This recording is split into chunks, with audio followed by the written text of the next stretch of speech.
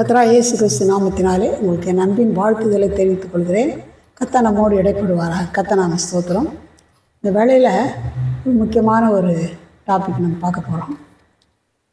உலகத்தில் எல்லா மக்களுக்கும், அது பணக்காரராக இருக்கலாம், ஏழைகளாக இருக்கலாம், படித்தவங்களாக இருக்கலாம், படிக்காதவங்களாக இருக்கலாம், ரொம்ப வசதியாக இருக்கலாம், வசதியே இல்லாத இருக்கலாம், அந்த மாதிரி ஆட்கள் இருக்க தான் செய்கிறாங்க. ஆனால் எல்லாருக்கும் சில கடினமான சந்தர்ப்பமும் சூழ்நிலையும் வருது. அது வரும்போது அப்படியே சோர்ந்து போகிறாங்க, என்ன பண்ணுறதுன்னு தெரிலன்றாங்க. அப்படி இருக்கும்போது வேதத்தின் ஆதாரத்தில் நம்ம சும்மா ஆலோசனை சொன்னோன்னு வச்சுங்களேன், அந்த ஆலோசனைலாம் வேலைக்கு ஆகாது. ஆனால் வேதத்திலேருந்து நம்ம எடுத்துக்கொள்கிற ஆலோசனை தான் அது ரொம்ப பிரயோஜனமாக இருக்கும். காரியம் வந்தால் யார்கிட்ட ஓடலாம், எப்படி ஓடலாம், என்ன ஓடலாம் அப்படி யோசிக்கவே கூடாது. கடினமான நமக்கு கடினமாக இருக்கிற காரியங்கள் கர்த்தருக்கு லேசான காரியங்கள். அதனால் இந்த உபாகம் 1:17 பின்பாகத்தில் பார்க்கும்போது, மனிதன் முகத்திற்கு பயப்படுவீர்களாக, நியாய தீர்ப்பு தேவனுடையது, உங்களுக்கு கடினமாக இருக்கும் காரியத்தை என்னிடத்தில் கொண்டு வாருங்கள், நான் அதை கேட்பேன் என்று சொன்னான். இப்போ உங்களுக்கு கடினமாக தோன்ற காரியத்தை சோர்ந்து போயிடாதீங்க, பயந்துடாதீங்க, என்கிட்ட கொண்டு வாங்கன்னு கர்த்தர் சொல்கிறார். அப்போது இந்த காரியங்களை கொடுத்தது என்ன கடினமாக, வேதத்தில் யாருக்கு என்ன கடினமான காரியம் வந்தது, அது எப்படி அவங்க சமாளித்தாங்க கர்த்தருடைய உதவினால், இதை பற்றி தான் நம்ம பார்க்க போகிறோம். முதலாவது ஆதியாகமம் 37:24. அவனை எடுத்து அந்த குழியிலே போட்டார்கள், அது தண்ணீர் இல்லாத வெறும் குழியாக இருந்தது. இது யாருன்னு உங்களுக்கு தெரிஞ்சிருக்கோம், யோசேப்பு. யோசேப்பு நல்ல பிள்ளை, அப்பாவுக்கு செல்ல பிள்ளை, நல்ல கர்த்தரோடு ஒரு உறவுள்ள ஒரு பிள்ளை. அவருக்கு நல்ல கர்த்தரோடு உறவு இருந்ததுனால தான் சின்ன வயசுல நல்ல ஒரு தரிசனங்கள் வெளிப்பாடெல்லாம் கர்த்தர் கொடுத்துருந்தார். அப்படி இருந்தப்போ என்ன நடந்ததுனாக்கா, அவங்க அப்பா அவங்க அம்மா வேறு இறந்துட்டாங்க. அதனால் அவனை சின்ன வயதான காலத்தில் பிறந்த பிள்ளை எல்லாம் நேசித்து பல வர்ண அங்கியெல்லாம் தைச்சி போட்டிருந்தார். அதை வச்சு அவங்க அப்பா கூட சந்தோஷமாக இருந்தான். அது மட்டும் இல்லை, ஒரு தரிசனம் கண்டு அவங்க பிள்ளை அண்ணனுக்கு எல்லாருக்கும் சொன்ன அப்படிலாம் தரிசனம் கண்டுக்கிறேன், இதெல்லாம் இதான் அவனை எல்லாரும் வணங்குவாங்கன்ற மாதிரி அர்த்தத்தில் தரிசனம் அது சொல்லிட்டான். அந்த பொறாமையில் அவங்க என்ன பண்ணாங்கன்னா, அவர் ஒரு நாள் அவங்க ஆடு மேய்க்க போகிறப்போ சாப்பாடு அவங்க அப்பா கொடுத்து அனுப்பிச்சாரு. எங்கள் அண்ணா எங்கள் மேலே பொறாமையாக இருக்கிறாங்க, நான் போக மாட்டேன்னு சொல்லவே இல்லை. அப்பாவுக்கு உடனே கீழ்ப்பணிட்டு சாப்பாடு எடுத்துன்னு போனான். அந்த சாப்பாடை வாங்கி வாரத்தை அவனை பார்க்கும்போதே பிளான் பண்ணி சாப்பாடு வச்சுக்கின்னு சாப்பிட்டு அவனை சட்டியை கிழிச்சு எடுத்துகிட்டு இந்த பலவரனை அங்கே தூக்கி வெறும் குழியில் போட்டாங்க. அந்த மாதிரி வெறும் குழியில் போட்டப்போ அவன் கெஞ்சுறான், அண்ணா வானாண்ணா போடாதீங்கன்னு. இங்கே பின்னால் இதுலையே பழைய ஏற்பாடுலையே. ஆனால் அவங்க இறங்கவே இல்லை, குழியில் போட்டாங்க. குழியில் போட்ட பிறகு அதுக்கப்புறம் இன்னொரு அண்ணன் சொன்னான், அவனை குழியில் போட்டு அவன் செத்து அது நம்மளுக்கு என்ன லாபம், இப்போ போகிறாங்களே வியாபாரி அவங்ககிட்ட விற்றலான்னு சொல்லி 20 வெள்ளி காசுக்கு விற்றுட்டாங்க. விற்றுட்ட பிறகு அவன் எகிப்து தேசத்துக்கு போயிட்டான். எகிப்து தேசத்துக்கு போகும்போது உண்மையாகவே அவனுக்கு ரொம்ப வேதனையான ஒரு சூழ்நிலை. அவன் எங்கேருந்து எடுத்தாங்க, ஒரு குழியிலேருந்து எடுத்தாங்க. அந்த குழியிலேருந்து, அதாவது இங்கிலீஷில் சொன்னால் வீட்டிலேருந்து இருந்து பேலஸ் போயிட்டான். இது நம்புறதுக்கு முடியாத ஒரு கடினமான ஒரு காரியம். இப்போ குழியிலேருந்து எடுத்து 20 வெள்ளிக்காசு விற்றுட்டாங்க.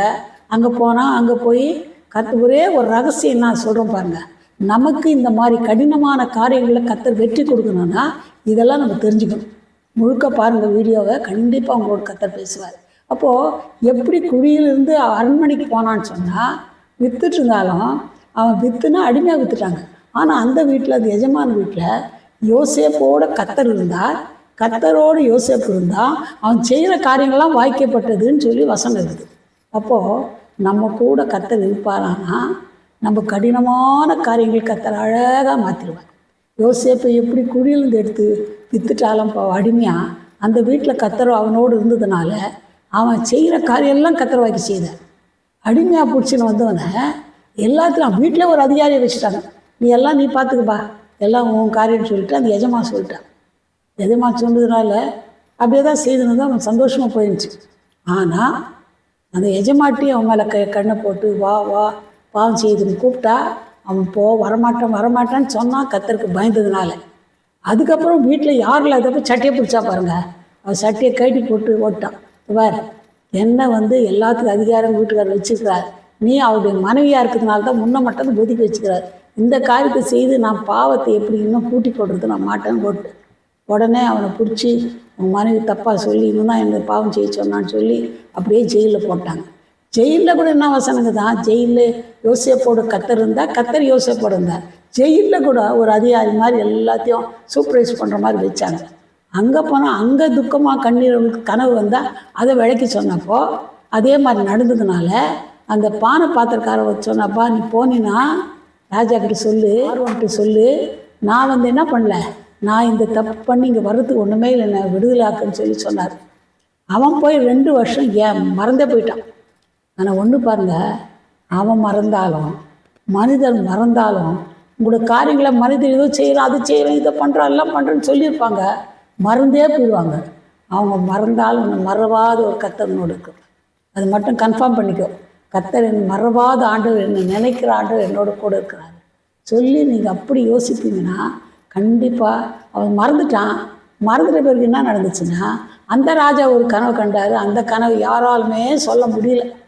அப்போ தான் இந்த பானை பாத்திரக்கார ஞாபகம் வந்து அவன் யோசிச்சான், இப்படி நம்ம கனவெல்லாம் அவன் சொன்னார், இப்போ யாருமே சொல்ல முடியலையே, அவனை கூப்பிட்டாங்க எல்லாருக்குன்னு பார்வனுக்கு சொல்லி அவனை வர வச்சு ஜெயிலேருந்து கடகன்னு ஷேவ் பண்ணி ட்ரெஸ் பண்ணி நேராக வந்துட்டார். அவன் அந்த கனவுக்கு என்ன பண்ணான், விளக்கம் சொன்னான். விளக்கம் சொன்னதும் ஒரு சரியான விளக்கம். உடனே பார்வன் என்ன பண்ணிட்டாரு, அந்த பார்வனுக்கு அடுத்த ஸ்தானத்தில் பேலஸில் கொண்டாந்து வச்சுட்டார். பாருங்கள், நீங்கள் என்ன சூழ்நிலை இப்போ இருக்கிறீங்க, உங்கள் சூழ்நிலை என்னவாக இருக்குது, கடினமானது. இந்த கடினமான காரியத்தை யாராலும் மாற்ற முடியாது, என்னால் ஒன்றும் பண்ண முடியாதுன்னு நினைக்கிறீங்களா, கவலையே படாதீங்க. இந்த பிட்லேருந்து பேலஸ் கொண்டு போன ஆண்டவனோடு கூட இருப்பாரானா உன்னுடைய கடினமான காரியத்தை அழகாக மாற்றுவார். அது என்ன காரியமாக இருந்தாலும் பரவாயில்ல, வியாதியோ வேதனையோ பிரச்சனையோ எதுவாக இருந்தாலும் சூழ்நிலையை மாற்றுகிறவர் அவர். அடுத்தபடியாக பார்க்கும்போது ஆதியாகமம் 28:11 ஒரு இடத்தில் வந்து சூரியன் அஸ்தமித்தபடியினால் அங்கே தங்கி அவ்விடத்தின் கற்களில் ஒன்றை எடுத்து தன் தலையின் கீழ் வைத்து அங்கே நித்திரை செய்யும்படி படுத்து கொண்டான். யாருன்னா யாக்கோபு. இந்த யாக்கோபு நல்லவன் தான், கர்த்தருடைய பயபக்தியானவன் தான். அவன் கொஞ்சம் என்ன பண்ணான், அண்ணனை ஏமாற்றி அப்பாவை ஏமாற்றி ஆசீர்வாதம்லாம் வாங்கிட்டான். உடனே அண்ணன் என்ன சொல்லிட்டான், இவனை எங்கள் அப்பா சீக்கிரத்தில் சாவ போகிறாரு, அப்போ அவனை நான் சாவடிச்சிடறேன்னு பிளான் போட்டு சொன்னான். அது அவங்க அம்மா கேட்டு அவங்க அம்மா அப்பாவும் சேர்த்து இவன் அவனை சாவடிச்சா அவனை ஊர் ஜனங்களாம் சாவடிச்சிடும், 2 பிள்ளையை நாங்கள் இழந்தோன்னு சொல்லி பிளான் போட்டு அவங்க மாமா ஊருக்கு போய் அனுப்பிச்சிட்டாங்க. போகும்போது அவன் கையில் ஒன்றுமே கிடையாது, ஒரு கோலும் கையுமா தான் போனான். போகும்போது அப்போல்லாம் டிரான்ஸ்போர்ட்டேஷன் ஒன்றுமே கிடையாது, லைட்டும் கிடையாது, கரண்ட்டும் கிடையாது. போகும்போது வழியில் என்ன ஆயிடுச்சுனாக்கா ரொம்ப இருட்டிடுச்சு. ஆனால் அடி அடித்து வைக்க முடியுமா, எங்கே போக முடியாத சூழ்நிலை. அங்கே என்ன பண்ணால், அங்கே ஒரு கல் எடுத்து தலையணை வச்சு படுத்துட்டான். இதில் கூட ரகசியம் என்னான்னு சொன்னால், அவனுக்கு கடினமான ஒரு சூழ்நிலை. இப்போ ஆடு கரடி வருமா, சிங்கம் வருமா, என்ன மிருகம் வருமா, என்ன மிதித்து போடுமா சொல்லவே முடியாது. சோறு இல்லை, தண்ணி இல்லை, மிருகங்க எல்லாம் பாம்பு வருமா, எதுவுமே செய்ய முடியாது. அந்த மாதிரி ஒரு சூழ்நிலை, துணை இல்லாத ஆதரவு இல்லாத சூழ்நிலை. அவன் உள்ளத்தின் ஆழத்தில் கர்த்தரை குறித்து ஒரு பயம் பக்தி இருந்துச்சு அவனுக்கு. அந்த மாதிரி இருந்ததுனால அண்ணன் தம்பி 2 பேரும் இவனுக்கு தான் அந்த குணம் இருந்தது. அப்போது கூடாரவாசியம் குணசாலியானன்னு அவனை பற்றி சாட்சி சொல்லப்படுது. அப்போது அந்த மனசில் நீ தான்ப்பா நினச்சிருப்பாங்க, எனக்கு யாரும் இல்லை, என் தலையணே இந்த கல் தான் சொல்லிட்டு கர்த்தரையே நினச்சி படுத்திருப்பான். படுத்தப்போ என்ன நடந்துச்சு சொன்னால், ஒரு தரிசனம் காண்றான். ஆதியாகமம் 28:15 நான் உன்னுடனே இருந்து நீ போகிற இடத்திலெல்லாம் உன்னை காத்து இந்த தேசத்துக்கு உன்னை திரும்பி வர பண்ணுவேன், நான் உனக்கு சொன்னதை செய்யும் அளவு உன்னை கைவிடுவதில்லை என்றார். பாருங்க, அந்த பட்டு நல்லா தூங்குறான். அந்த தூக்கத்தில் ஒரு பெரிய ஏணி, வானத்துக்கும் பூமிக்கும் சேர்ந்த மாதிரி ஒரு ஏணி. அந்த ஏணி மேலே வானத்தில் கர்த்தர் நிற்கிறார், தரிசனமாக்குறார். கீழேருந்து மேலே தேவதூதர்கள் ஏறுறாங்க, மேலேருந்து கீழே தேவதை. அப்போது தேவனோடு உள்ள ஒரு பெரிய ஐக்கியத்தை கர்த்தர் அந்த சொப்பனத்தின் மூலமாக காட்டுறாரு. தேவதூதர்கள் ஏறுறாங்க இறங்குறாங்க. அப்போ அங்கேருந்து கர்த்தர் அவனோட பேசுகிற. அவர் தானே சொல்கிறாரு, நீ என்ன பண்ணுவேன், நீ போகிற இடத்துலாம் நான் இருப்பேன், நான் உன்னை போயிட்டு மறுபடியும் உன் சொந்த ஊருக்கு திரும்பி வர பண்ணுவேன் சொல்லிவிட்டு, நான் சொன்னதை செய்யுமல்ல உன்னை கைவிட மாட்டேன். பாருங்கள், அந்த சூழ்நிலையில் ஒரு மனுஷனும் ஹெல்ப் கிடையாது, கையில் ஒன்றுமே கிடையாது, வெறும் கோல் கை தான் வந்திருக்கான். அந்த கடினமான சூழ்நிலை அவன் உள்ளத்தில் கத்தரோடுள்ள ஒரு அன்பு பாசத்தை கத்தர் பார்த்தாரு. அவனுக்கு ஒரு பெரிய ஆசீர்வாதம் கொடுத்து, நான் இட்டுன்னு போகிறேன்ப்பா, அவனை எல்லாம் காப்பாற்றுறேன், காப்பாற்றி உன் அப்பா வீட்டுக்கு நான் கொண்டு வர்றேன். அது மட்டும் இல்லை, நான் சொன்னதை செய்யும்படி உன்னை கைவிட மாட்டேன் கத்த சொல்கிறேன். அப்போ இதில் நமக்கு என்ன தெரியுதுன்னா, இது அதே மாதிரி செய்து மட்டும் சொன்ன மாதிரி செய்வேன்னு அப்படியே போனான். மாமா வீட்டில் தங்கினான். 20 வருஷம் கஷ்டப்பட்டான், வேலை செய்தான். மனைவிங்கோ பிள்ளைங்கோ சொத்து ஆஸ்தி எல்லாமே சம்பாதிச்சு மறுபடியும் சோத்திரமாக கொண்டு வந்து அப்பா வீட்டுக்கு கொண்டு வர்றார். அவர் சொன்னதை கண்டிப்பாக செய்தார். அதனால் எந்த சூழ்நிலை, கடினமான சூழ்நிலை இருந்தாலும் கவலையே படாத. உன் கஷ்டத்தை, உன் துன்பத்தை, பிரச்சனையை கத்தர் பார்க்குறார். பார்த்து அந்த சூழ்நிலை அப்படியே மாற்ற அவரால் முடியும். கடினமான சூழ்நிலை இடத்துல கொண்டு வாங்க. கடினமான சூழ்நிலை கத்தர் மாற்ற அவரால் முடியும். இதெல்லாம் கேட்டு சும்மா விடுறதுக்கு இல்லை, கடினமான சூழ்நிலை கத்தர் மாற்ற வல்லவர்னு தெரிந்துக்கோ. அடுத்தது பார்க்கும்போது யாத்திரையாகமம் 14ஆம் அதிகாரம் 21ஆம் வசனம். மோசே தன் கையை சமுத்திரத்தின் மேல் நீட்டினான். அப்பொழுது கத்தர் முழுதும் பலத்தை கீழ்காற்றினால் சமுத்திரம் ஒதுங்கும்படி செய்து அதை வற்றி போக பண்ணினார். ஜலம் பிளந்து பிரிந்து போயிற்று. இஸ்ரவேல் ஜனங்க எகிப்திலேருந்து வரும்போது எங்கே போகிறாங்கன்னா, அவங்க கானான் தேசத்துக்கு போகும்போது வழியில் சிவந்த சமுத்திரம், ஆறு இல்லை, ஏரி இல்லை, சிவந்த சமுத்திரம். இதை கடந்து போகிறோம்.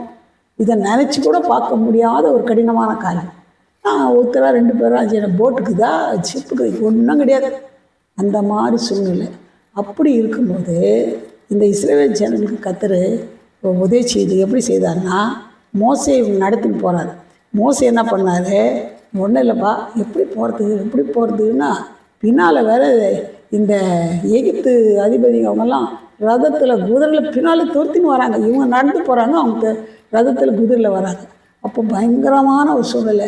இப்படி போனால் மலை, இப்படி போனால் மலை, மேலே முன்னால் சிவந்த சமுத்திரம், பின்னால் பார்த்தா எதிரிங்க வராங்க. இவ்வளோ கடினமான ஒரு சூழ்நிலை. நமக்குள்ள அந்த மாதிரி கடினமான சூழ்நிலை வராதுன்னு சொல்ல முடியாது, வரலாம். ஆனால் இது ரொம்ப பயங்கரமான கடின கத்தரை மாற்றினார். உடனே மோசேக்கு என்ன சொன்னார், என்ன சமுத்திரம் மேலே என்ன பண்ணும், கையை நீட்டினார். கையை நீட்டின உடனே முழுதும் பலத்த கீழ்காற்று வந்த உடனே அது என்ன பண்ணார், அப்படியே வறண்டு போக செய்து ஜலம் 2ஆக பிளந்து முதல் மாதிரி நிற்குது. இவங்க வெட்டாந்தரையில் என்ன பண்ணாங்க, நடந்து போனாங்க. இந்த 22ஆம் வசனத்தில் யாத்திரையாகமம் 14:22 இஸ்ரவேல் புத்திரர் சமுத்திரத்தின் நடுவாக வெட்டாந்தரையில் நடந்து போனார்கள். அவர்கள் வலதுபுறமும் இடதுபுறத்திலும் ஜலம் அவர்களுக்கு பதிலாக நின்றது. அப்போது இந்த மாதிரி ஒரு சூழ்நிலை உங்களுக்கு வரலாம். இப்படி திரும்ப முடியாது, அப்படி திரும்ப முன்னால் போக முடியாது, பின்னால் போக முடியாத ஒரு கடினமான ஒரு சூழ்நிலையாக இருந்தால் கவலைப்படாத, கத்தர்னோட கூட இருப்பாரான்னு பார்த்துக்க. அது மட்டும் கன்ஃபார்ம் பண்ணிக்க. அப்போது மோசே சும்மா கையை நீட்டினா அப்படியே சிவந்த சமுத்திரம் 2ஆக பிளந்து வெட்டாந்தரையில் நடக்கிறாங்க. அந்த மாதிரி சிவந்த சமுத்திரத்தை வழியை திறந்த தேவன் உன்னுடைய பிரச்சனை முதல்ல உனக்கு ஒரு வழியை திறப்பார், நம்பு. இப்படியே சொல்லி நான் ஜெபம் பண்ணேன், ஆண்டவரே நான் சிவந்த சமுத்திரம் நாள் நிற்கிற மாதிரி இருக்குது, எனக்கு ஒரு வழியை திறங்க, நான் கண்டிப்பாக வழியை தருவார். நான் என் வாழ்க்கையில் கத்தர் செய்த நன்மையில சொல்லலாம், எவ்வளோ சொல்லலாம். அந்த மாதிரி அற்புதம் செய்திருக்கார், உங்களுக்கும் கத்தர் செய்வார். அடுத்தபடியாக பார்க்கும்போது இந்த 1 ராஜாக்கள் 17 ஒரு சம்பவம் இருக்குது. இங்கே எலியா ஒரு தீர்க்கதரிசி. அவர் பஞ்சமான சூழ்நிலை. அப்போ கத்தர் சொல்கிறாரு, முதல்ல காகத்தை வச்சு போஷித்தார், ஆற்று தண்ணியை குடித்தார், பஞ்சம். ஆனால் அது ஆற்று தண்ணி செலவழிஞ்சு போச்சு. இப்போ காக்காவும் வரல. இப்போ எங்கே போகுதுன்னா கத்தர் என்ன பண்ணுறாருன்னா விதவை கிட்ட அனுப்புகிறாரு. அனுப்பு ஒரு பெரிய பணக்காரத்தில் அனுப்பலாம்ல. கத்தர் அனுப்பிச்சா கத்தர் உதவி செய்வார். அவர் பாருங்கள், 1 ராஜாக்கள் 17:16 கத்தர் எலியாவை கொண்டு சொன்ன வார்த்தையின்படியே பானையில் செலவழிந்து போகவும் இல்லை, கலசத்தில் எண்ணெய் குறைந்து போகவும் இல்லை. அங்கே போனால் அந்த அம்மாவை சொல்லி பொறிக்கிறாங்க.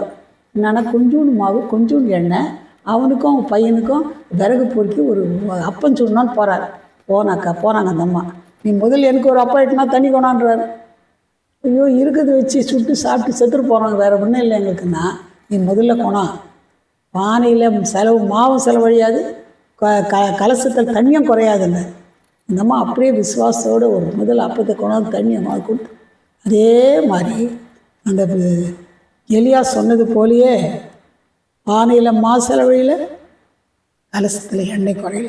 உன் வீட்டில் ஒன்றும் இல்லை, வறுமையாகுதுன்னு நினைக்கிறியா, இதை முடியாதுன்னு நினைக்கிறியா, அந்த எலிசா சொன்னது போல் அந்த விதவினுடைய விதவினுடைய வீட்டில் அற்புதம் செய்த ஆண்டவர் உனக்கும் ஒரு அற்புதம் செய்ய முடியும். இயேசு கிறிஸ்து நேற்றும் இன்றும் என்றும் மாறாக இருக்கார். அவரால் செய்ய முடியும். நீ நம்பு, இந்த கடினமான காரியத்தை கர்த்தர் உனக்கு செய்ய முடியும். கர்த்தர் ஒரு தெய்வீக பராமரிப்பை கர்த்தர் கொடுப்பார், கண்டிப்பாக அவங்க கொடுப்பார். அது மட்டும் இல்லை, ஒரு தீர்க்கதரிசி இவர் தான் எலியா தீர்க்கதரிசி. பெரிய அற்புதங்கள்லாம் செய்தார். நெருப்பு வந்து இறங்கிடுச்சு, அப்படியே அந்த பலியை பட்சித்து போட்டுச்சு, தண்ணியெல்லாம் நக்கிடுச்சு. அந்த மாதிரி சூழ்நிலை மத்தியில் எல்லாம் பெரிய காரியம் சொன்னால், அந்த பாகால் தீர்க்கதரிசியை வெட்டி போட்டதுனால அந்த பொம்பளை யார், அந்த ராஜாவுடைய மனைவி என்ன சொன்னால், அந்த பார் நாளைக்கு இந்நேரத்தில் உன் தலை இருக்காது, ஜாக்கிரதான்ட்டான். அதை கேட்டு ஒரு வார்த்தையில் சோர்ந்துட்டு ஐயோ நேராக போய் ஒரு சோர்வின் பள்ளத்தாக்க அவன் போயிட்டான். ஒரு இடத்துல போய் ஒரு சூழ செடி கீழே படுத்துட்டு, ஆண்டவரே இனி போத நான் வாழ மாட்டேன், என்னை எடுத்துக்கொள்ளும், நீங்கள் எடுத்துங்கப்பா, நான் எனக்கு அவ கையில் போய் நான் சாவுது, நீங்கள் எடுத்துக்கோன்னா அப்படியே சூழ செடி கீழே போய் படுத்துட்டா. அதை கர்த்தர் விடவே இல்லை. அவனை தட்டி எழுப்பி தழலில் சுடப்பட்ட அப்பத்தை கொடுத்து தண்ணியை கொடுத்து தூதன் அனுப்பிச்சு செய்தார். அது மட்டும் இல்லை, நான் செத்து போகிறேன் என்னை எடுத்துங்கன்னா கர்த்தர் இன்னும் கூட உயிரோடு இருக்கிறார், எங்கள் பரலோகத்தில் இருக்கிறார். ஏன்னா கர்த்தர் அவர் செய்ய வேண்டிய ஊழியர்களை செய்ய வச்சு அவருடைய பரலோகத்துக்கு அவர் எடுத்துக்கொண்டார். அதனால் கர்த்தரால் முடியாத காரியம் ஒன்றும் இல்லை. கர்த்தர் சோதனைகள் மத்தியில் கர்த்தர் அற்புதம் செய்கிற தேவன். இயேசு கூட வனாந்தத்தில் சோதனை வந்தப்போ இந்த சோதனையை வசனத்தின் மூலமாக ஜெயித்தார். அது மட்டும் இல்லை, லாசருன்ற ஒரு வாலிபன் இறந்துட்டா அடக்கம் பண்ணி என்ன பண்ணிட்டாங்க, கல்லறையில் அப்படியே ஒரு சுரங்கம் மாதிரி இருக்குது. நான் பார்த்தேன் அந்த இது கல்லறையை, அந்த எருசலேமில் இருக்குது. அதுக்குள்ளே போய் பொச்சிட்டு விட்டாங்க. ஒரு பெரிய பாறாங்கல் போட்டு மூடிட்டாங்க. மூடினா என்ன பண்ணார், கர்த்தர் வந்து லாசருவே வெளியே வான்னு கூப்பிட்டார் பாருங்க.